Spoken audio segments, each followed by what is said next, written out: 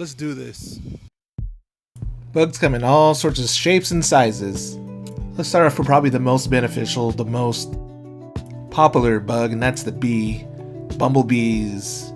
And you need these guys. These guys will do all the pollinating for you, so you don't have to go out there and hand pollinate. They jump from leaf to leaf, tree to tree, plant to plant, flower to flower, carrying pollen between each one. These type of worms are super beneficial, living underneath your soil, creating air, leaving poop, and that also has its fertilization, eating dead things. Super important for soil life and what goes on below your plant, the roots.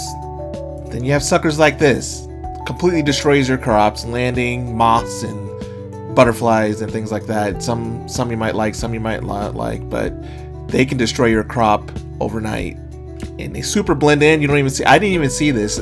I've been looking directly at this plant. I didn't see it. Make sure you're checking your plants daily. You just never know. If you didn't know it was there already, would you even see that? Is there any more here? And then you have your predatory bugs like these praying mantises. I'm not gonna lie, I'm not a big bug person, so once he started coming around, I got kind of freaked out. But you grow to love these things. So now if I had more praying mantises around, I wouldn't have to worry about those other bugs, right? But at the same time, they don't discriminate. They'll eat bees and they'll eat your beneficial things as well, so you can't have too many. But my philosophy though is that you want to have different types of plants, different types of bugs, different types of things eat other things. Things need other things to live. They need a place to sleep, to drink. That's what it's like in the wild, right?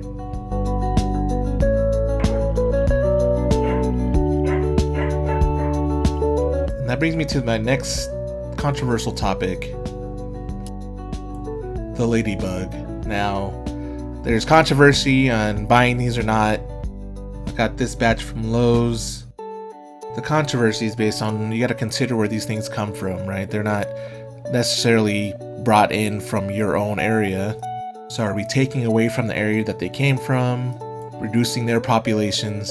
Can these things survive here? Are they used to this climate? They're all really valid points. We'll talk on that more later, but for right now, let's talk about what I'm doing with these guys.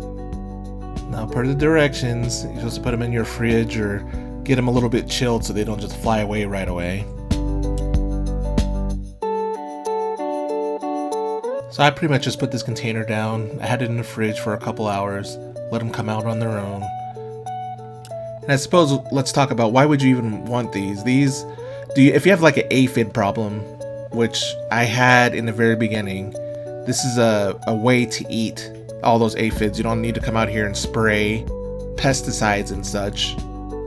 This is an alternate way to get rid of those. So if you have a lot of leafy things, leafy vegetables, this is one way to get rid of those. Let's just marvel for a second.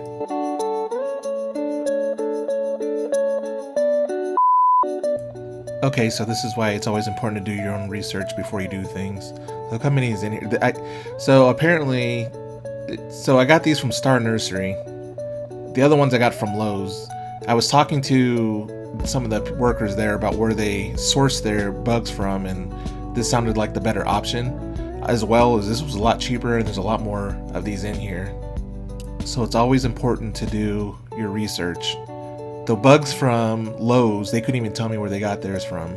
I mean, these bugs are lives. They're alive too. They have their own lives. So you want to, of course, make sure that they're from somewhere that's close. But we're just gonna spread these around everywhere that we can. And that is a lot of ladybugs.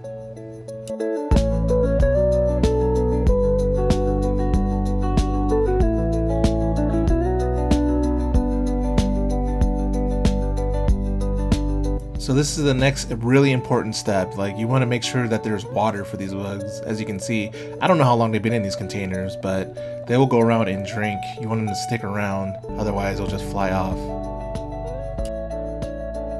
Ladybugs like to live in tube-like areas, so like bored or emptied like branches or stems, or like areas that have lots of mulch. Primary food source are bugs, the smaller bugs, so they'll come out, like I said, eat your aphids. They'll eat the eggs and the little small larvae.